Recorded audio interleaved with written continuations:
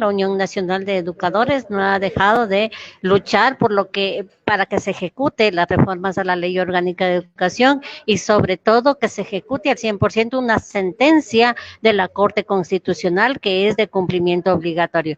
Lamentablemente en el Ministerio de Educación han hecho una interpretación antojadiza respecto de la equiparación salarial. Desde todos los espacios le decimos a la señora ministra que la reparación de derechos no necesita más requisitos, porque justamente a la presentación de todos los requisitos se han violentado los derechos, por lo tanto, tiene que cumplir con los 30,000 docentes que han quedado fuera. En todo el país hemos presentado acciones de protección para que nuestros maestros puedan acceder a este beneficio que ha sido producto de una larga lucha de más de 11 años, en donde hemos hecho movilizaciones, desangrados, encadenamientos y 2 huelgas de hambre, lo que significó que la Corte Constitucional nos diera la razón, pero lamentablemente el gobierno desde el inicio de su gestión ha dado muestras de que no tiene voluntad política de revalorizar la profesión docente y ahora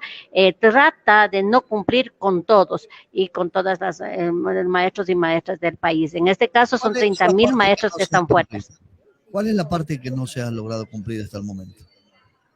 Bueno, lo que no se les ha entregado a 30,000 docentes de equiparación salarial que rige desde el 28 de julio y que incluso en eso nos ha perjudicado cuando nos ha pagado desde un proporcional de octubre. Entonces, nosotros lo que estamos exigiendo es que se cumpla con nuestros compañeros 30,000 docentes que tienen todos los requisitos que en el momento de ingresar al magisterio, de ascender o de recategorizar, se cumplieron y que ahora, por una interpretación antojadiza, la señora ministra no quiere cumplir. Esa es una preocupación.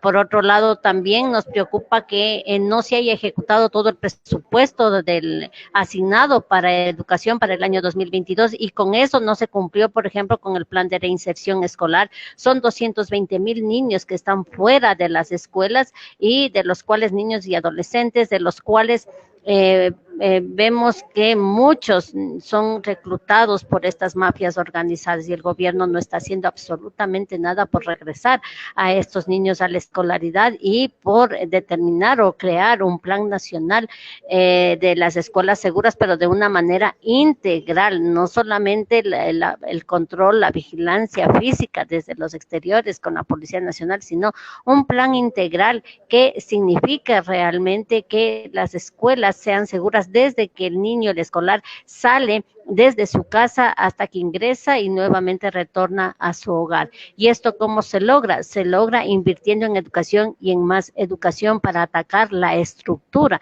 para atacar la raíz, la causa. Y esto realmente es justamente que es un país que no se ha generado fuentes de empleo, que no se les da oportunidad a estos 220,000 niños para que estudien, que no se le ha dado la oportunidad a 1,300,000 jóvenes que por el momento ni estudian ni trabajan, no se ha dado oportunidad a más de 5 millones de personas económicamente activas para que tengan un empleo digno. Entonces, ante esto, atacar estas causas realmente significa combatir la delincuencia y tener aulas seguras. El anuncio incluso se lo daba casi ya por un hecho de que el ministerio iba a cumplir con este grupo de docentes. ¿Qué pasó? Solamente quedó hasta ahí. Queda solamente en ofrecimientos, eso es una parte de las mentiras de este gobierno, el cumplimiento en todo es a medias, casi en todo es a medias. Por ejemplo, el ingreso al magisterio solo se ha convocado a 7,000 partidas y prácticamente en este año 2022 incumplió porque todavía no hace una convocatoria oficial para el concurso que ya están dando inclusive las evaluaciones. No le ha cumplido con la niñez, no hay un plan de nivelación pedagógica, no hay este plan de reinserción escolar, no se ha ejecutado todo el presupuesto, es decir, todo está a medias, es un gobierno que está demostrando la incapacidad y es por eso que el pueblo ecuatoriano en las urnas le va a castigar con esta consulta popular que en sus 8 preguntas prácticamente no está resolviendo los temas estructurales, no le está resolviendo los problemas a los ecuatorianos, no hay empleo, no hay cupos en la universidad, no hay fuentes en lo que es obra pública, se ha disminuido, por ejemplo, lo que es en el presupuesto general del Estado se ha disminuido lo que es obras públicas y lo que pretende es vender las empresas estratégicas. ¿Y qué conseguimos con eso? Que al vender las empresas estratégicas, esos ingresos van a ir a los bolsillos de las empresas privadas y no al presupuesto general del Estado. Por lo tanto, habrá más recortes en el sistema, en el sector social, y al haber más recortes, estamos viendo las consecuencias de aquello. Por eso nosotros exigimos inversión en educación y revalorización a la profesión docente, que es parte de la transformación de la educación, es justamente la atención de las condiciones laborales de los docentes.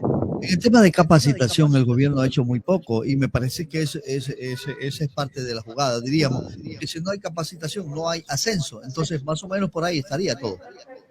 Lo que pasa es que no es ascenso, no es recategorización, no es un ingreso, es una reparación de derechos. Es decir, cuando los maestros concursaron y la ley anterior que estaba en vigencia cumplieron con todos los requisitos, no se nos pagó lo que se debía hacerlo de acuerdo al Ministerio de Trabajo. Eso es lo que no está entendiendo el gobierno, que aquí estamos hablando de una reparación. Para el ascenso, por supuesto que tenemos que capacitarnos, por supuesto que tenemos que profesionalizarnos.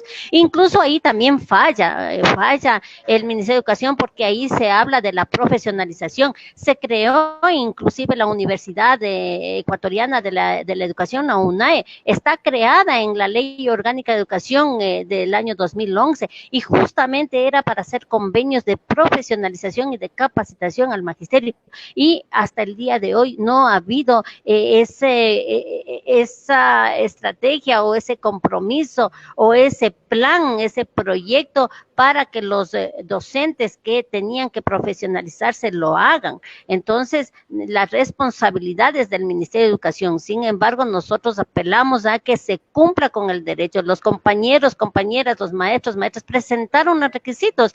En ese tiempo no era necesario tener un título en educación, sino un título de tercer nivel, y lo cumplieron. Así lo estableció la ley, inclusive en el Ministerio de Trabajo así está establecido, que se reconocen los títulos de técnicos, tecnológicos como títulos de tercer nivel. Sin embargo, el Ministerio no los ha querido reconocer. Esa es la realidad, esa es la interpretación antojadiza, descabellada por parte del Ministerio y de su equipo jurídico. Por eso es que estamos seguros que los jueces actuarán en derecho, en justicia, en las acciones de protección que hemos presentado a nivel nacional en 20 provincias del país. Los gobiernos, todos los gobiernos de turno son morosos con la educación, pero no que esté que también que la única como que se nos quedó un poco, yo vengo haciendo un seguimiento. ¿En qué parte? No solamente a los maestros que tienen 25 años se les dio poner en sus categorías correctas, y el resto, los que tienen 24, 25, es decir, a toda esta gente se lo ha dejado en una categoría que usted sabe que el gobierno anterior hizo una persecución a los maestros y lo dejó en categoría G, y ahí están en su gran mayoría.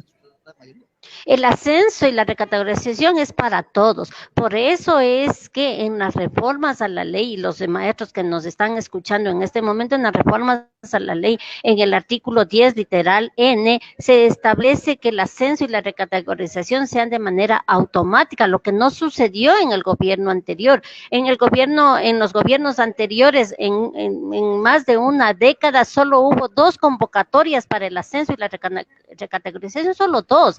Ahora es automática, es decir, el maestro cumple los requisitos y solicita a su distrito que le convoquen a una evaluación para poder ascender y recategorizarse. Hay una excepción con los maestros que han estado ya por más de 25 años. Hay una transitoria que ya está por cumplirse, que solo por esta vez estos maestros que han demostrado su capacidad, que han demostrado su profesionalidad en el ejercicio de sus funciones, asciendan a la categoría correspondiente sin la evaluación. Esa es la única excepción, pero el resto, los 160,000 maestros que estamos dentro del sistema educativo fiscal, tenemos ese derecho de ascender y de categorizarnos en cuanto cumplamos los requisitos, en cuanto nosotros rindamos esa evaluación. Aquí la diferencia es que ahora es automático, cuando usted ya cumple con los requisitos, a diferencia de los gobiernos anteriores que no permitieron el ascenso, y que muchos, la mayoría, el 75% del magisterio, continuemos todavía en la categoría G.